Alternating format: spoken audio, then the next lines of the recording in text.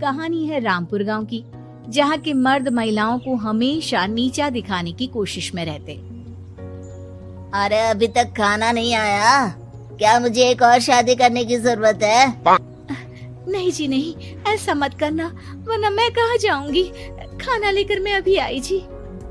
गांव की पंचायत में भी फैसले हमेशा औरतों के खिलाफ ही रहते। मैं जो फैसला सुनाता हूँ वो भगवान की आज्ञा होती है। इस लड़के ने अपने मन से शादी करके अच्छा नहीं किया।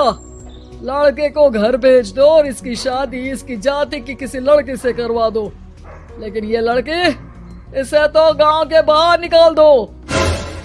नहीं नहीं जमींदार साहब, ये क्या बोल रहे हैं? ऐसा नहीं हो सकता।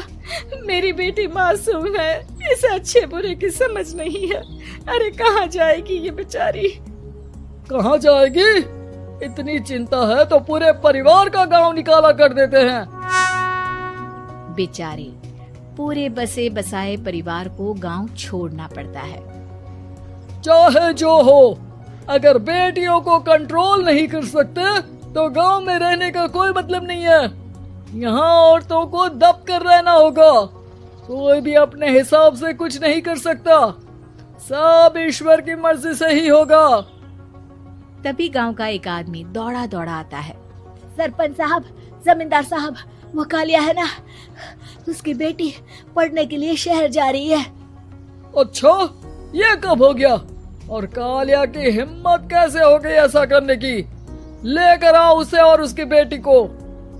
बस फिर क्या था, हाजिर हो जाते हैं कालिया और उसकी बेटी सरपंच के सामने। अरे कालिया, ये क्या सुनने में आ रहा है? बेटी को इंजीनियर बना रहा है तू? और ये बता, गांव में तो स्कूल नहीं है, फिर कहां से इतनी क्लास पास कर गई तेरी बेटी? राधा, जो कि कालिया की बेटी है, उसे लगता है कि सरपंच उसकी तारीफ कर रहे हैं। सरपंच जी, मैंने ऑनलाइन पढ़ाई की है, डिस्टेंस लर्निंग से। सभी में मैंने अच्छे नंबर पाए हैं, जिसे देखते हुए शहर की इंजीनियरिंग कॉलेज में मुझे स्कॉलरशिप मिली है। वाह जी वाह, क्या होती है ये? पहले तो ये बताओ, फिर आगे की बात करते हैं। पूरा गांव राधा की बात सुन रहा था और राधा बोलती जा रही थी। तो ऐसे मैं फ्री में एक अच्छी शिक्षा लेकर गांव में जो कुछ परेशानियां हैं, जैसे बिजली, पानी और इंटरनेट जैसी समस्याओं के लिए काम करूंगी। मैं गांव को शहर से जोड़ने के लिए पुल का निर्माण करवाने का प्रस्ताव रखूंगी। मुझे पूरी उम्मीद है कि जल्द ही हमारा गांव भी तरक्की की राह पर चल पड़ेगा। राधा की बात सुनकर सारे गांव वाले ताली बजाने लगते हैं। सरपंच को समझ नहीं आता कि वो क्या करे।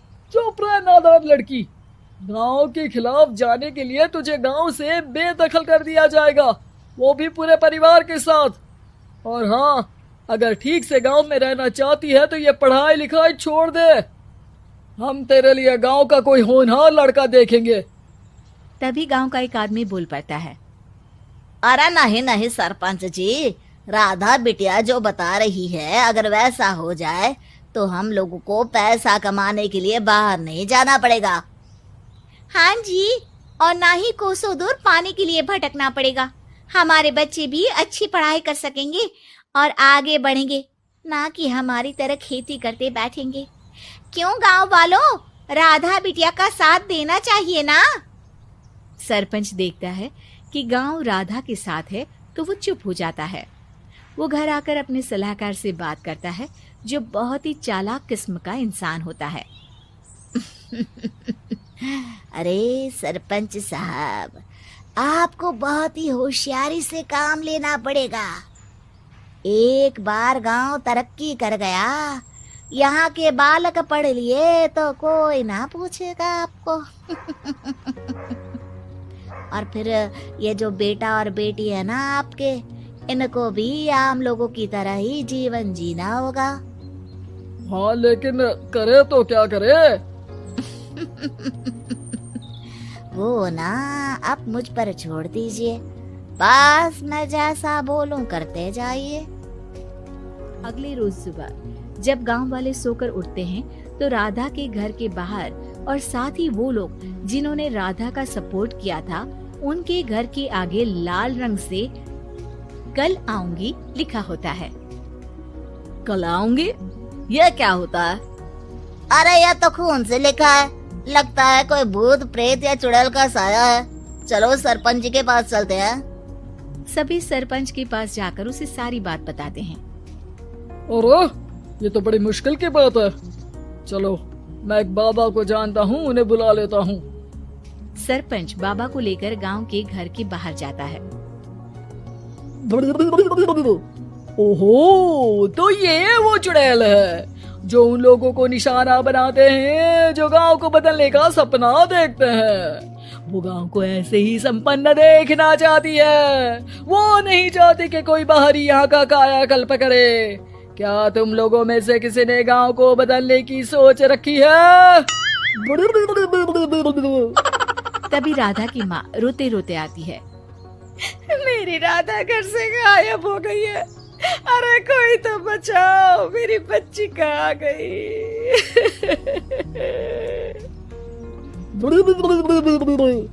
ले गई वो चुड़ैल, तेरी बच्ची को ले गई। अब वो उसे श्रापित करके छोड़ेगी, उस पर चुड़ैल का साया हो जाएगा। तभी बुरी सी हालत में राधा भी वहाँ आ जाती है। उसके बाल चुड़ैल की तरह फैले होते हैं और कपड़ों में खून लगा होता है। सभी राधा को देखकर डर जाते हैं। माँ, पता नहीं मुझे कौन उठा कर ले गया था। अरे दूर दूर हो जा चुड़ैल, अब हम लोग इस गांव में नहीं रुकेंगे। अरे कैसे बातें कर रहे हैं आप?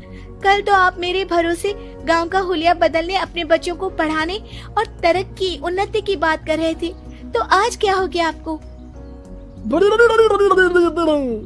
ये फिर तुम लोगों को बहकाएगी। ये चुड़ैल गांव में आ चुकी है, ऐसे ही ये तुम्हारे घर के बच्चों को भी ले जाएगी। गांव वाले राधा को गांव से बाहर निकाल देते हैं। उसके माँ बाप रोते रहते हैं, लेकिन गांव वाले नहीं मानते।